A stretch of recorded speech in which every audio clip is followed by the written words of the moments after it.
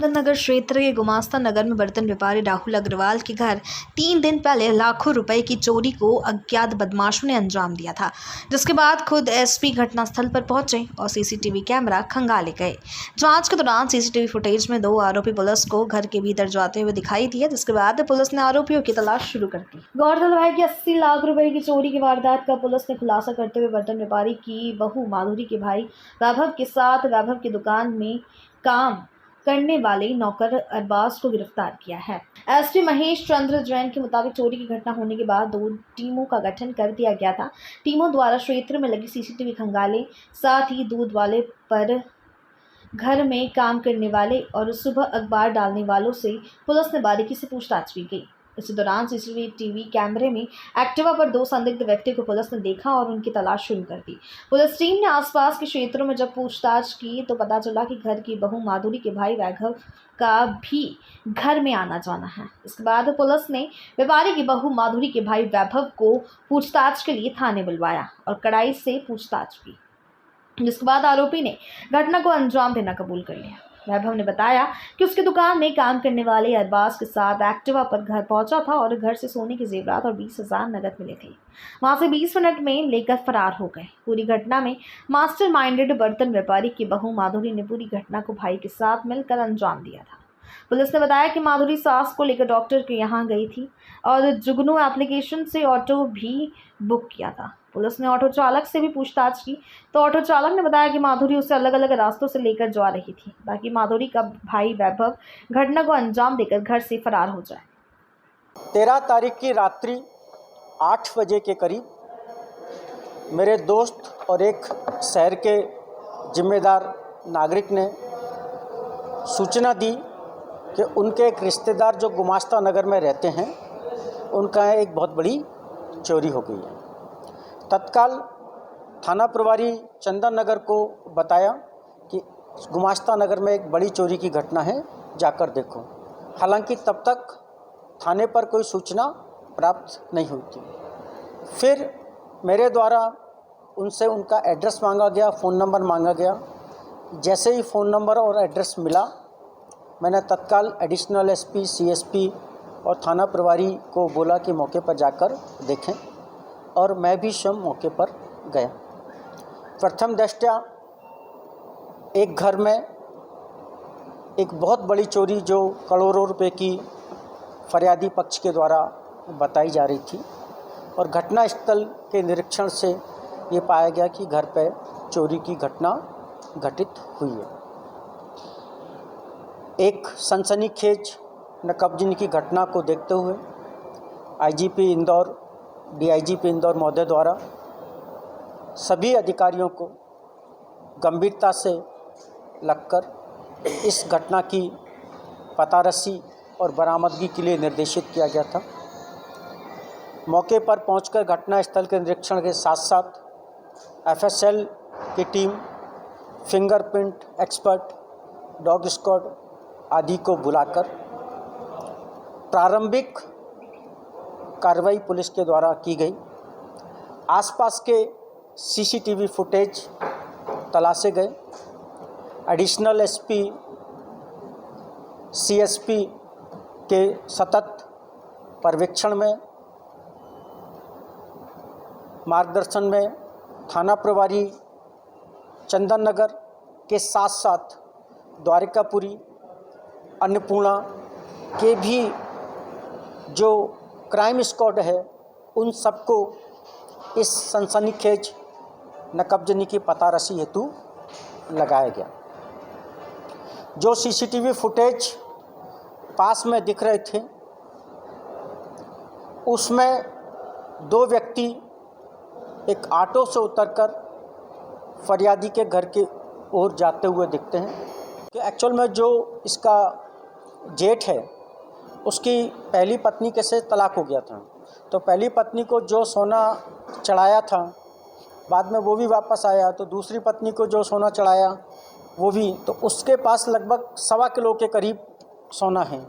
इसको लगता है कि उसकी तुलना में मेरे पास कम है, क्योंकि इसके पिता की तरफ से भी इसको कुछ नहीं मिला था, क्योंकि ऐसा पता लगा कि शायद इसकी लव मैरिज हुई थी। तो इसकी तरफ से भी कुछ पैसा नहीं मिला था, तो उसको लगता था कि उसी के पास बहुत ज़्यादा पैसा है, तो आपसी ईर्ष्या और लालच के कारण इस घटना को अभी तो पहले तो ये चोरी करने की, उसके बाद बहन और जो अरबाज है, जो वैभव का नौकर है, उसको बोला गया था कि कुछ कागज़ लेने अंदर जाना है, और अंदर वही गया। उसको बोला था इनिशियली कि 50,000 रुपये मैं तुझे दूंगा, और बाद में जब उसने चोरी का पता लगा तो उसने कहा नहीं नहीं, अब मैं तुझे गहने दूंगा, क्योंकि जैसे ही उसको पता लगा कि ये जो है सोना बहुत सारा और इतनी बड़ी चोरी हुई है, तो उसने कहा नहीं नहीं, 50,000 रुपये नहीं, मुझे भी इस चोरी में हिस्सा चाहिए। सोने के आभूषण, 40 ग्राम से अधिक हीरे के आभूषण अभी तक पुलिस को बरामद हो चुके हैं।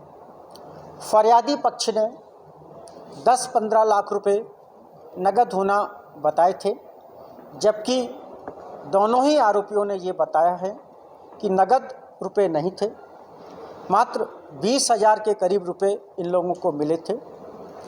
दो स्थितियां संभव हैं।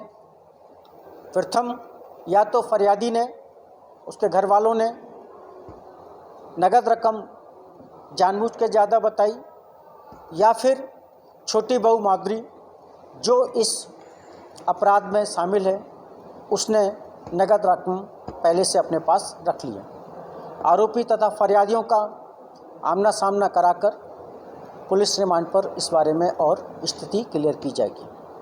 पुलिस ने दोनों आरोपी फरियादी की पत्नी माधुरी के भाई वैभव तथा उसके नौकर अरबाज को गिरफ्तार कर लिया है, और उनकी निशानदेही से, जैसा मैंने बताया, 85 लाख रुपए से अधिक का माल बरामद कर लिया है।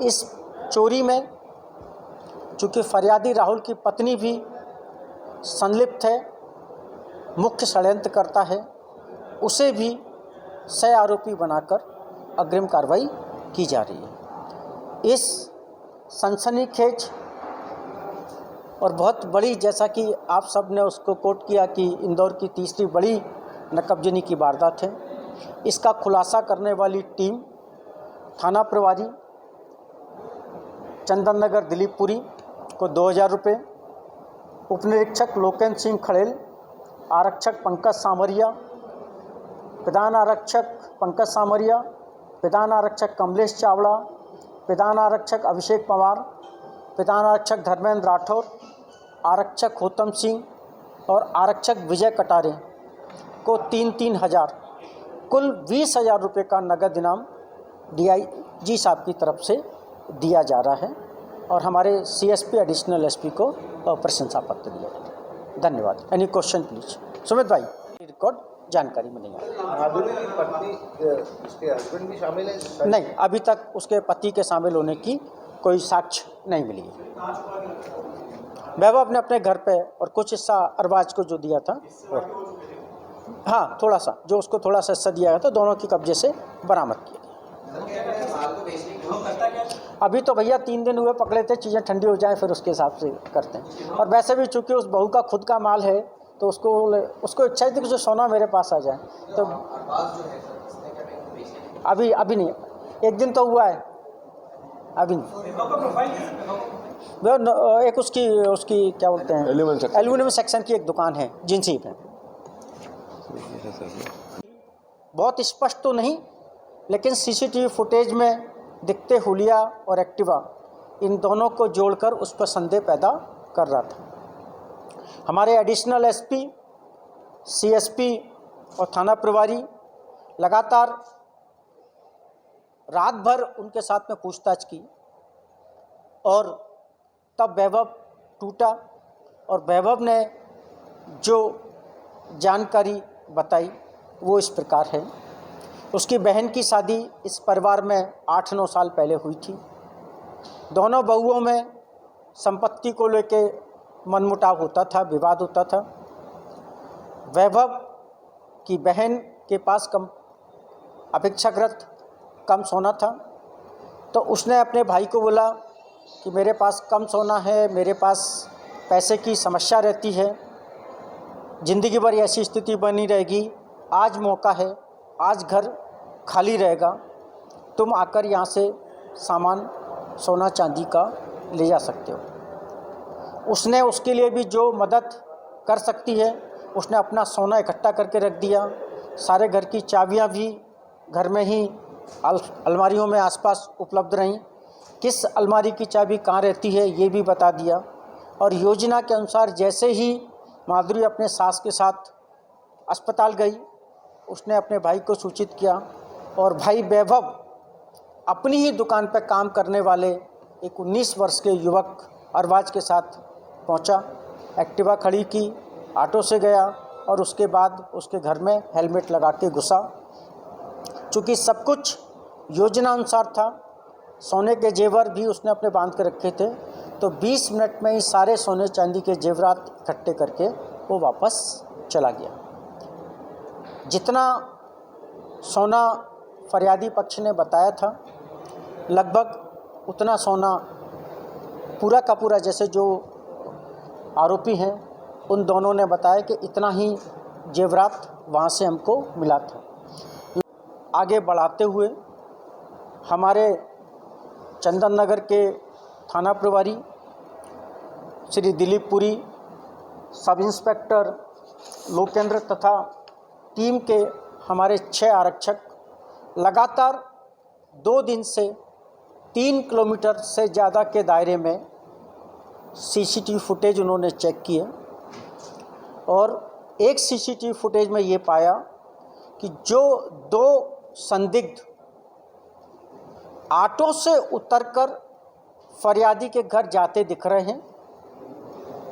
20 मिनट बाद ही वापस वो ऑटो में बैठते हैं और 1-2 किलोमीटर आगे चल के वो एक एक्टिवा से जाते हुए दिखते हैं। उसी लीड को आधार बनाकर पुलिस ने आगे के और सीसीटीवी फुटेज चेक किए और उन फुटेज के आधार पर चेहरा पहचानने की कोशिश की गई। साथ ही साथ एक टीम फरियादी के घर में काम करने वाले, हाल ही में उनके घर पे कारपेंटर्स ने भी काम किया था, जो घर पे दूसरे लोग आते थे उनसे भी सतत पूछताछ कर रहे थे, परिवार के लोगों से पूछताछ कर रहे थे।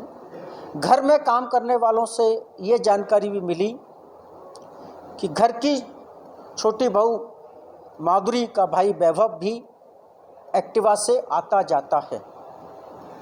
इस तथ्य को और सीसीटीवी फुटेज में दिखते एक्टिवा से जाते बदमाशों को जोड़कर पुलिस ने वैभव को लाकर पूछताछ की। प्रारंभ में वैभव ने कुछ नहीं बताया।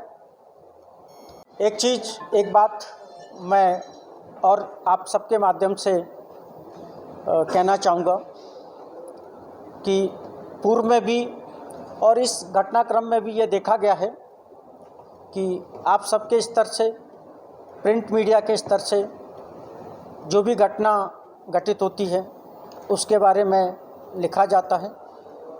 निसंदेह जब प्रिंट मीडिया में या इलेक्ट्रॉनिक मीडिया में किसी घटना के बारे में आता है, उसकी गंभीरता के बारे में छपता है, तो पुलिस और मुस्तैदी के साथ और गंभीरता के साथ अपने प्रयासों को करती है।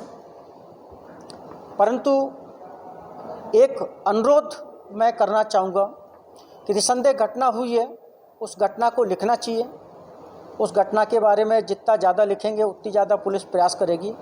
परंतु जो दूसरे पक्ष हैं या पीड़ित पक्ष है, यदि उसके स्तर से भी कुछ एक जिम्मेदार नागरिक के नाते जिम्मेदारी बनती है तो उसको भी शहर हित में, समाज हित में हम सबको पॉइंट आउट करना चाहिए, उसके बारे में भी हमको इंगित करना चाहिए। जैसे ये इतना बड़ी चोरी हुई, नकबजनी की वारदात हुई, लगभग 85 लाख रुपए का माल बरामद किया गया। हालांकि फरियादी पहले 80 लाख बता रहा था, कहीं किसी को करोड़ की, 2 करोड़ की बता रहा था, लेकिन जितना माल गया था उसका 100% माल पुलिस ने बरामद किया। नकदी में अभी विरोधाभास है। इतनी बड़ी रकम जेवरात अपने घर में रखे हुए हैं, अति सक्षम व्यक्ति हैं, उसके बावजूद भी अपने घर में सीसीटीवी नहीं लगाना मेरे ख्याल से ये जिम्मेदारपूर्ण नहीं कहा जा सकता। मैं आपके माध्यम से सभी को कहना चाहूँगा, पुलिस अपना काम करती है, प्रशासन या दूसरी विभाग अपनी तरफ से काम करते हैं, परंतु हम सबकी भी ये जिम्मेदारी है कि हम सब अपने अपने कर्तव्यों का भी पालन करें।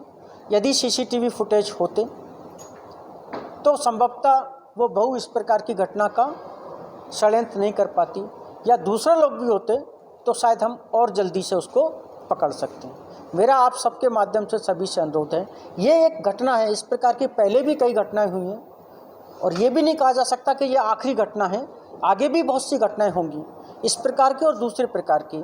तो हम सबको जिस व्यक्ति की जो जिम्मेदारी है उसके लिए भी हमको इंगित करना चाहिए, तो शायद हम ज़्यादा सुरक्षित इंदौर का जो हम सब का प्रयास है उसमें सफल हो सकेंगे। धन्यवाद।